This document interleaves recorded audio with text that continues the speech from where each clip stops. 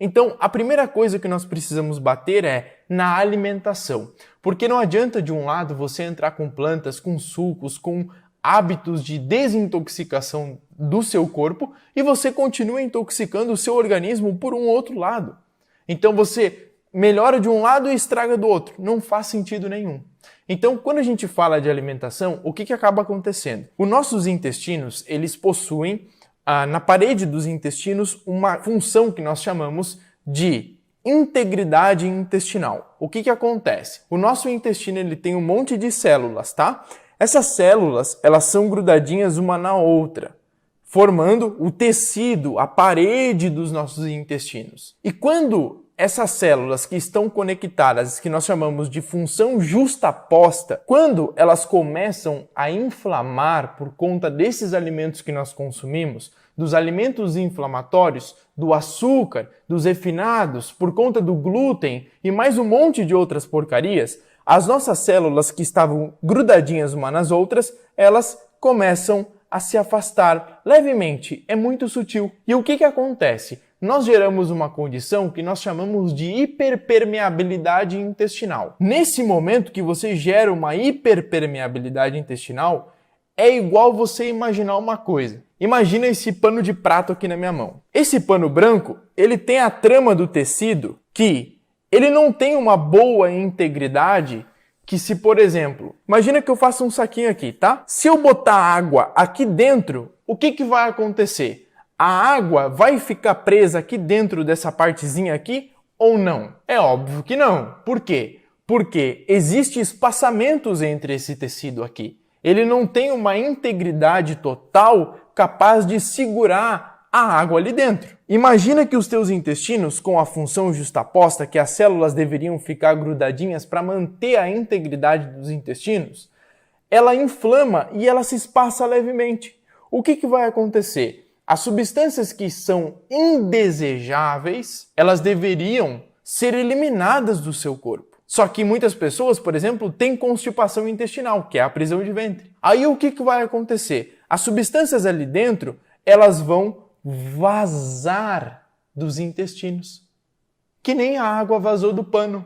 Essas substâncias indesejáveis vazando dos intestinos, elas vão cair na corrente sanguínea. Tá, Matheus, mas o que as minhas malditas dores têm a ver com isso? Quando essas substâncias indesejáveis, elas saem de dentro dos seus intestinos e caem na corrente sanguínea, o teu organismo, o teu sistema imunológico, ele gera um alerta. E ele fala assim: existem substâncias estranhas na corrente sanguínea. Vamos buscar combater isso.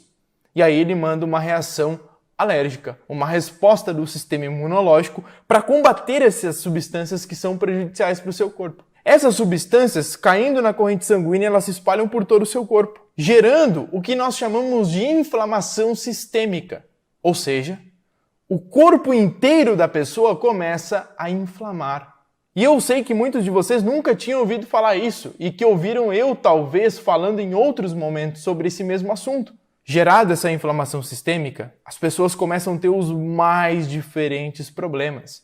Doenças autoimunes, crises alérgicas, problemas de pele e um monte de outras complicações, inclusive dores pelo corpo, inclusive dores de cabeça. Por quê? Por conta da inflamação sistêmica. Inclusive, o diabetes pode começar por conta dessa hiperpermeabilidade intestinal. E aí, qual que é a nossa ação? É justamente buscar a integridade dos intestinos. E para isso, como que a gente precisa trabalhar? Combatendo o processo inflamatório lá nos intestinos. Então, se você sofre com uma dor pelo corpo, vai adiantar só você ficar tomando anti-inflamatório, anti-inflamatório, anti-inflamatório, anti-inflamatório e analgésico, analgésico, analgésico? Não vai. Você precisa resolver a causa, resolver a inflamação dos intestinos. Como que eu faço isso? Parando de inflamar os teus intestinos. O que inflama os intestinos? É o glúten, é o pãozinho, é o pão francês, o pãozinho d'água, é a massinha, é a massa, é o espaguete, é a lasanha, é todos esses alimentos que vão inflamar o seu corpo. O glúten, a ciência comprova e tem muitos nutricionistas e médicos que falam que isso é pura palhaçada, que isso não é nada, que não tem comprovações. Tem sim. E olha, esquece estudos científicos agora. Faz o teste.